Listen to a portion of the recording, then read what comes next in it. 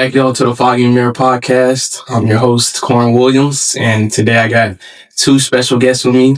My first guest on this channel, so I think it's going to be a good episode. I think we're going to have a great conversation.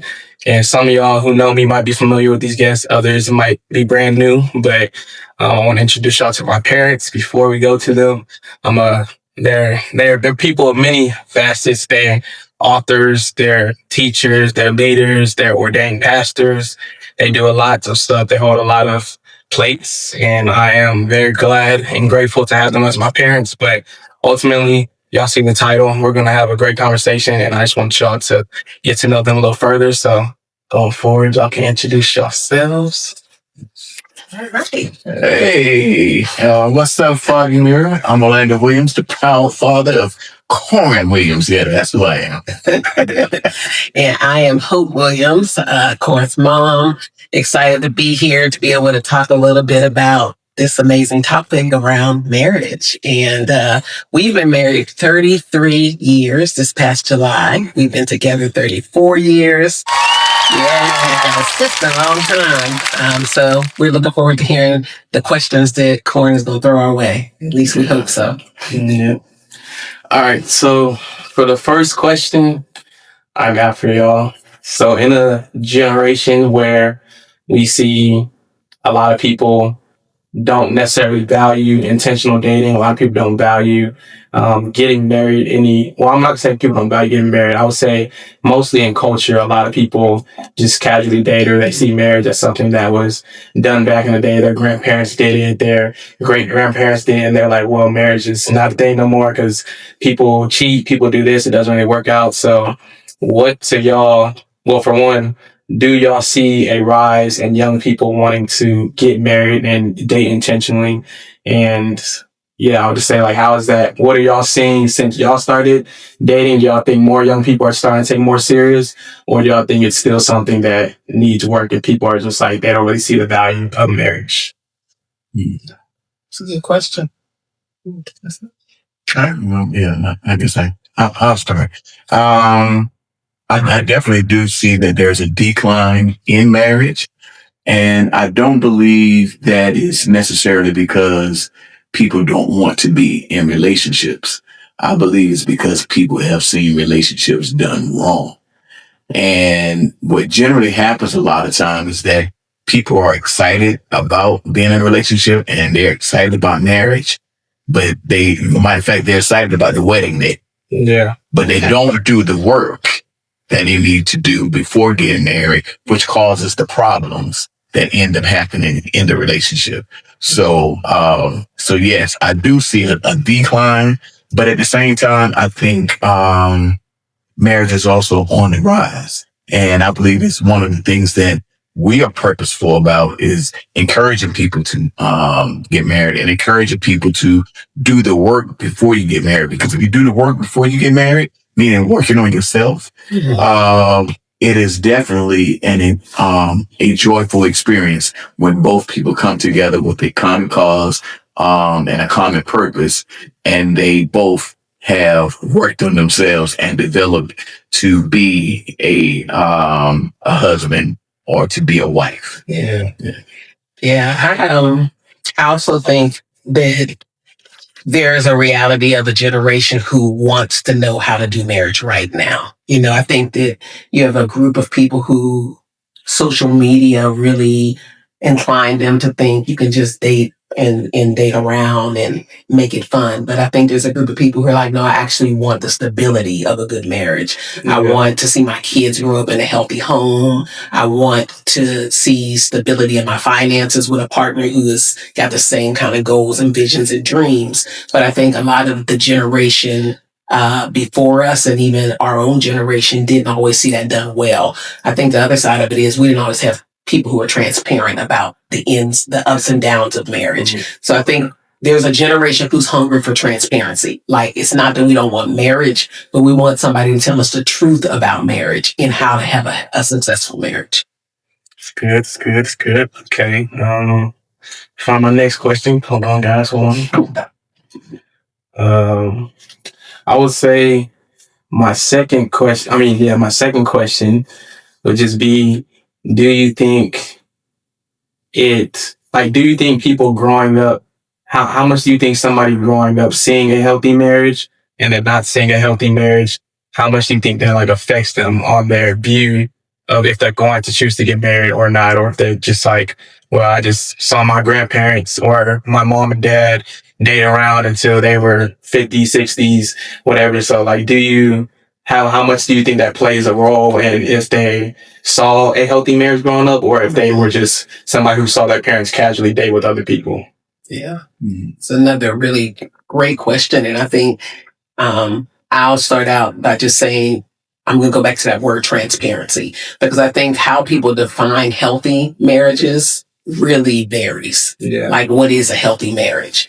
A healthy marriage in some people's book is a marriage that has no troubles. They get along. There's no infidelity. There's no financial problems. There's no baby mama drama. There's no daddy drama. That's healthy for people, right? We go to church together, but you can do all those things and still have challenges hit you in your marriage. Whether it's someone gets ill and you never knew you'd have to take care of a partner who is sick or who has health issues, right? So life doesn't always prepare you for the challenges. I think healthy is how you respond to the challenges. It's not the challenges won't happen, but it's like, how do you respond? So if you ask me about healthy marriages, I'm going to say, when you sit back and you watch, and you've had the chance to watch me and your father, it's not that we haven't had challenges, but how have our responses been healthy? And I think that when transparency is there and a mother and a father, a husband and wife are not hiding what that looks like from their children, then your children realize like, oh, there will be conflict. There might even be an occasional disagreement, or there might be challenges we face, whether it's with our kids or with each other.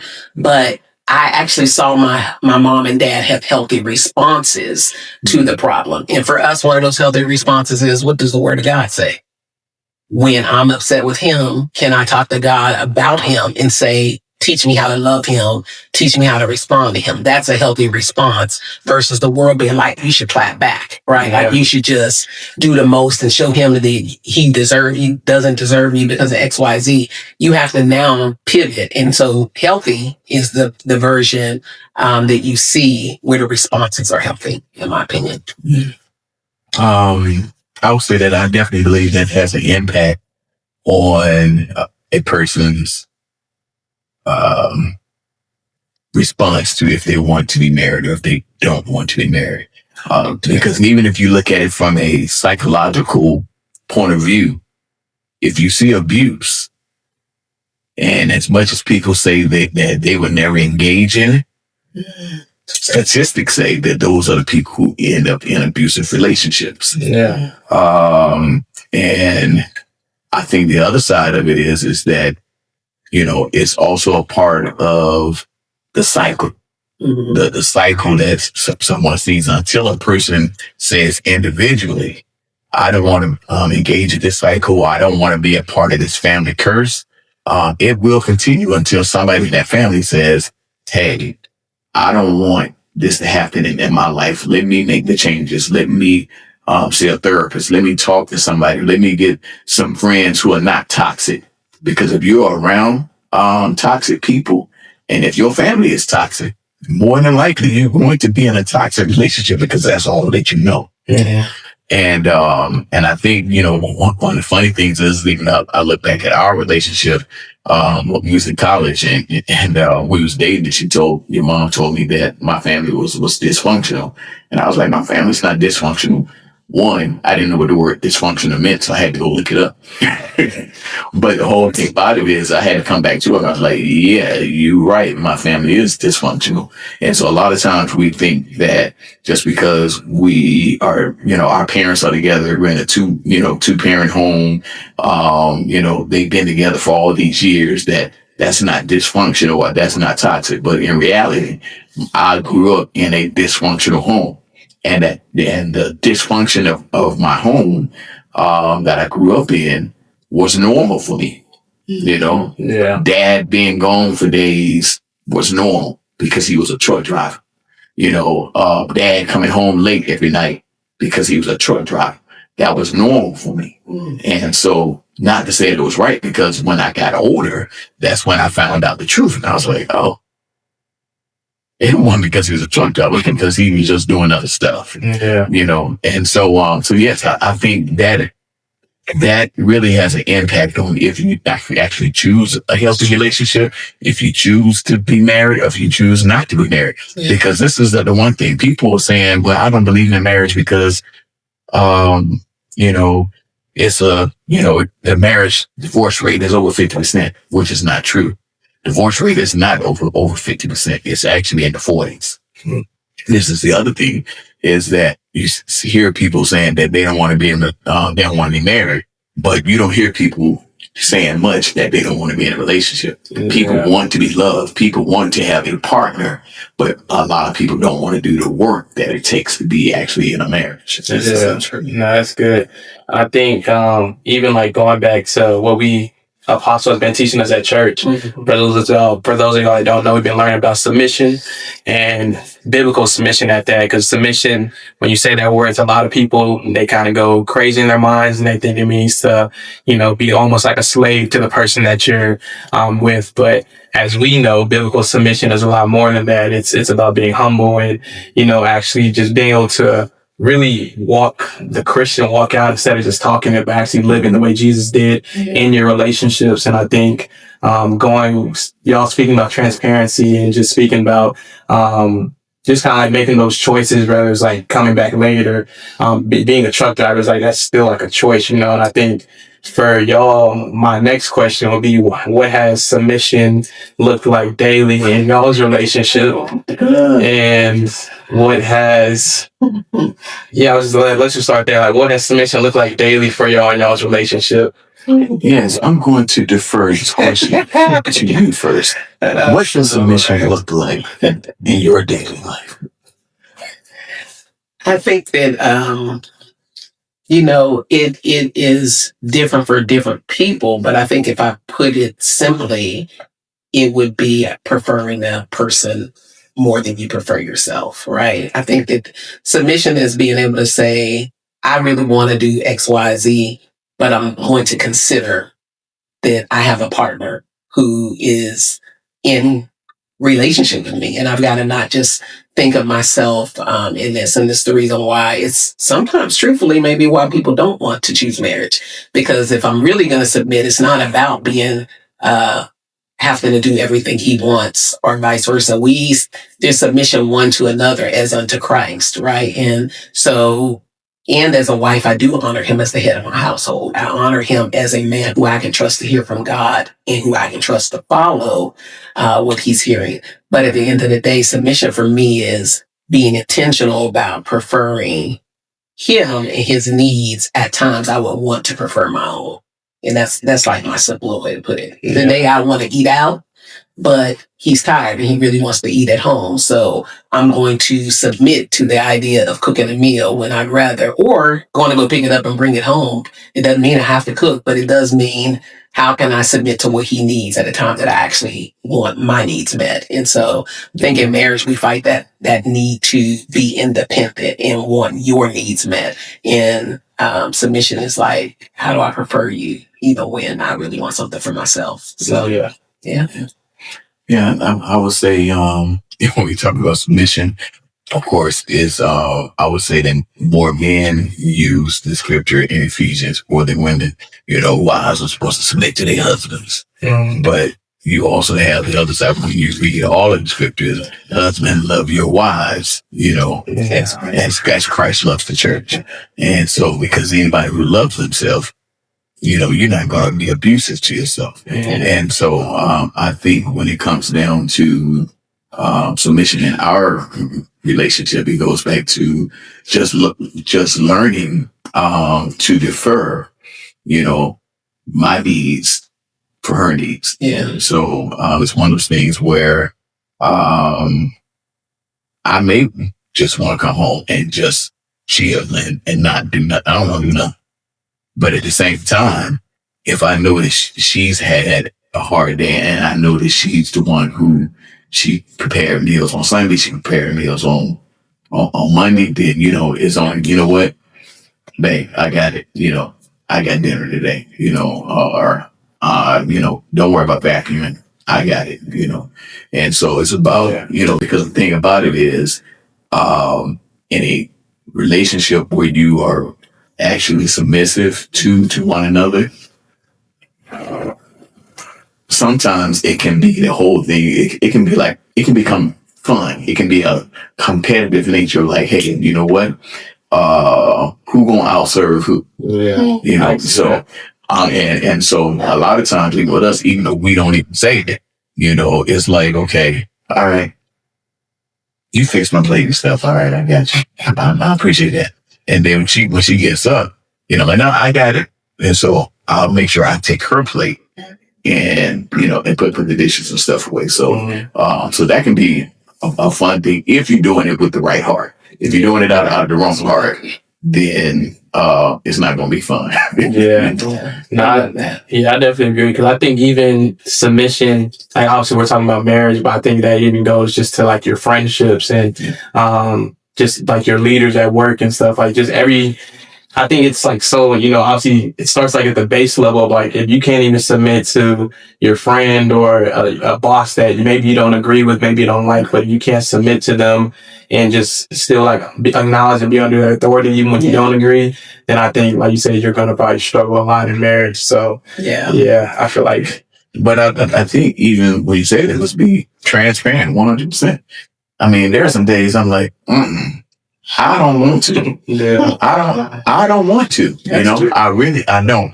I don't feel like helping. I don't feel like, no, do it yourself. But because I love her and because I cherish her and because I respect her, then it's like, okay, you know what? As much as I don't want to do this, let me see. It's going to take about 20 minutes. All right. Whatever it is that she want to do this, I'll go ahead and say yes. Let's just go ahead and do it. Yeah. And often we talk about, we're talking about submission, but even in relationship period, this is where maturity really starts to happen. So you mentioned like friendships, work. I believe God begins to prepare you for your future way before you get there, right? Yeah. So as a little kid, you have a whole fit when somebody tells you to do something. But as you get older and you start growing up, you're like, oh, my mom asked me to take care of my room. I'm not going to have a whole fit about it. I'm just going to do it. I'm going to submit to the request, right? And that's a sign of maturity when you can do it without having a fit. So it's the same thing in marriage. You'll see marriages sometimes when people are not mature, when one or the other person is asking for something, they're having a whole fit. It's like a kid again. But then when you start to grow up, the Bible says when I was a child, I thought like a child, I acted like a child, I behaved like a child. When I got to be an adult, I put childish things away. It's the exact same way in your marriage. You really know when your marriage is maturing because it's like, I used to have a whole fit every time she asked me to take the trash out. You right by the trash.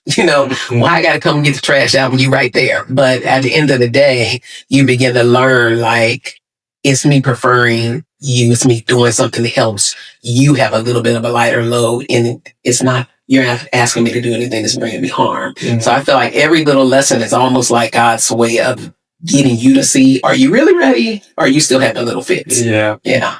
That makes sense. I think, okay, what are some tips that y'all could give people who are dating, who want to start dating intentionally, but maybe they just didn't grow up with that healthy household, they didn't see it, they don't know where to start, where to look. I know obviously I'm dating, or the rest of your sons are dating, so I think we're married, but what is some things that you, or a couple tips or some questions that you would have for young couples to start asking, or to start really just digging deep into while they're dating, so that they can have those answered and know, like, okay, do I stay with this person? Do I move forward towards marriage? Or is this something that's going to make or break us? What do y'all think are a couple of things that you should be asking early on in your dating? Mm-hmm. You have to take some time. Yeah.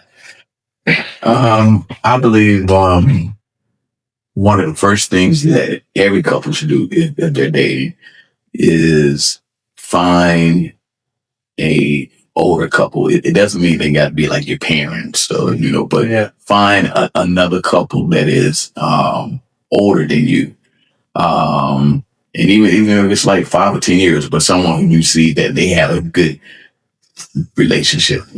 But one of the things about it is that couple also has to be willing to be transparent. If they're a couple they don't really want to share, then that's not the right couple. Yeah. Find a couple that is really, that is willing to be transparent, and so they can be like a mentor couple to you. Yeah. And sometimes, that is people that and sometimes it's people that you can just watch from afar, to see how they respond and how they react, or just take wisdom from them, So Yeah. so that's one of the first things I would say. Yeah, I think that talking through how responses were in your family of origin is important. So when you go back to that question you originally had around seeing healthy relationships, like what is healthy to you? And then what's healthy to your girlfriend or your fiance or your wife? Hopefully you're asking that question before it becomes fiance or wife, because your definition of healthy may be different than their definition of healthy. Their definition may be like, hey, I didn't throw nothing. Today was a healthy day, and your definition may be like, you didn't, catch a whole attitude with me because I took 5 minutes longer to get up and do the thing you asked me to do.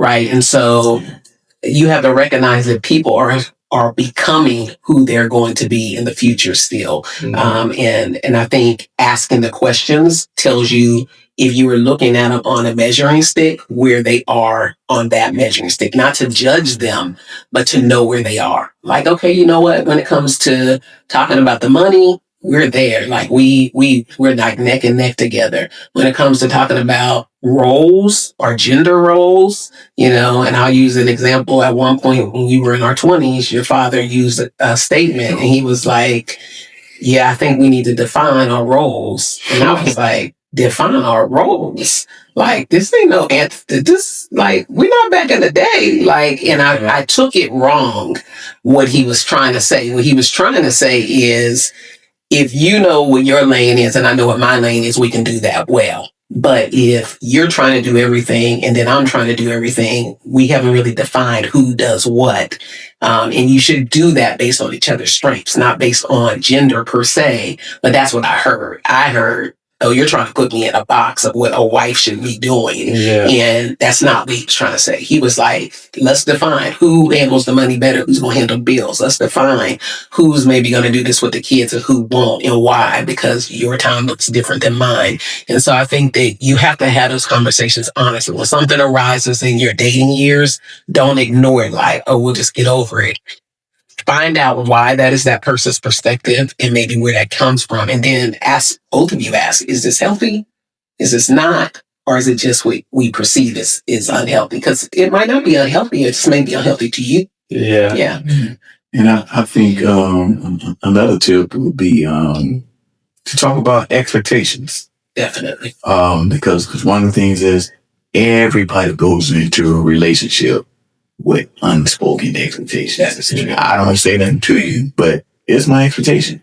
So as a female, it may be your expectation for your man, your significant other, to open the door for you. But what if that man what if that was never modeled for him? Yeah. And he doesn't know that. And you like, well, you know what? I don't date no man who don't open no door. If you never talk about the expectation and that was never modeled for him, he would never know that, because he never had a man model that. And so a lot of times I think people end up kicking people to the curb, even before they have a conversation about expectations, because I believe when you have that conversation about expectations, it definitely would tell you what the red flags are. Now, if there's a red flag to come up in the conversation, it doesn't mean that you got to just kick it to the curb in, that you can bring that back up. And if that red flag shows them again, it's like, okay, then, you know what? We're not going to move forward past this. Yeah, that makes sense. I think kind of forgot it. I had another question, but, I don't want to keep this too much longer. I think what y'all said is really good and helps a lot of people. Oh, yes, that was my last question. All right. Also say, for the last one, and in general, do y'all think marriage? Clearly, y'all are still married, so I think I know y'all's answer. But do y'all think marriage is still worth it? And what are and why? Why do you think marriage is still worth it? And why would you say it is? 33 years. Marriage is definitely still worth it. And I think marriage is still worth it when you're willing to evolve and grow together. Doing life with somebody is so much more fun than doing life alone. And I think that sometimes people are like, we live in a generation where people are like independent. They want to do things. They want to do life and they don't want to have anybody hold them accountable. And that's one reason why sometimes people won't do marriage, because I actually don't want you to hold me accountable. I don't want you to hold me accountable to eating right, to being my best self some days. I just want to do me. But marriage is worth it because you have somebody along your journey who knows your dreams and your visions, aspire to see you accomplish them, and hopefully are Christ centered. So they also are keeping you rooted and grounded in what God has said to you. But they're by your side through the ups and downs, the highs and the lows. Whether you're having children together or vacationing together, I think the ride is always better when you're with somebody who you can truly enjoy that ride with. But along with that, you have to let them in to places that you might not let anybody else in. You have to be vulnerable. You have to share your hurts and your pains. You got to be willing to be there when each other's not at your best self. And marriage should be a safe place. So for me, marriage is worth it because it should be the place where it's always safe to be your real self, and then become your best self. Because as long as I can be my real self with you, I can heal, I can grow, and I can become my best self. And then we both get the benefit and the reward of what God did through our life together. So, marriage is worth it. Yeah. There's some other benefits too. We won't talk about them right now in this episode. Well, I'm talking about I'm getting ready to talk about them because it's one of the things that I think that when you talk about relationships and you talk about marriage, is it worth it? Yes. I would say out of the 33 years that we have been married, have we had some challenges? Have we had difficulties? Yes. But those challenges and difficulties have been far less than our high moments of joy, And the other thing about it is when we look back at, and I'm going to speak for myself, when I look back at the difficult moments and the challenges, a lot of it was me. It was me self-sabotaging. It was me doing things because I had not done my personal work, And once I began to do the personal work, I saw the relationship on my end definitely take a change. Yeah. I think the other thing is that, as your mom said, benefits, people want to talk about, people want the benefits of marriage. That is true. They want the benefits of marriage. It's obvious because once again, you have a bunch of single people out here who are engaging in benefits that technically you're not supposed to be engaging in until you're married. Mm-hmm. So that right there tells me that people want to be in relationships because they want that benefit, but that should not be everything that a relationship is based off of. And so, I'm just tell you, those of y'all who are in your 20s and 30s and stuff like that, just because, like we're in our 50s now, but we're still highly engaged, I'm leaving it at that, highly engaged and active. So it doesn't mean that when you get to a certain point, you just drop off. No, stay healthy, do the things that you need to do. And man, you ain't gonna need no blue pills if you do what you need to do. No hymns. No hymns and none of that stuff. If you do what you need to do, stay healthy, And so people want to talk about is it worth it? Because yes, I'm involved in a relationship that brings me joy, but because she's not the one that makes me happy. She's not responsible for my happiness. Mm-hmm. As a matter of fact, nobody is responsible for our happiness. We're responsible for our own happiness. So you don't get married for somebody to make you happy. You get married because that's the person that you want to build a life with. You want a partner and you want to build something together, a legacy together. Not, well, I'm marrying this person because they make me happy. Well, okay. Well, the day they don't make you happy, don't say you want a divorce. Right. So, yes. Yeah. Is it worth it? Yes.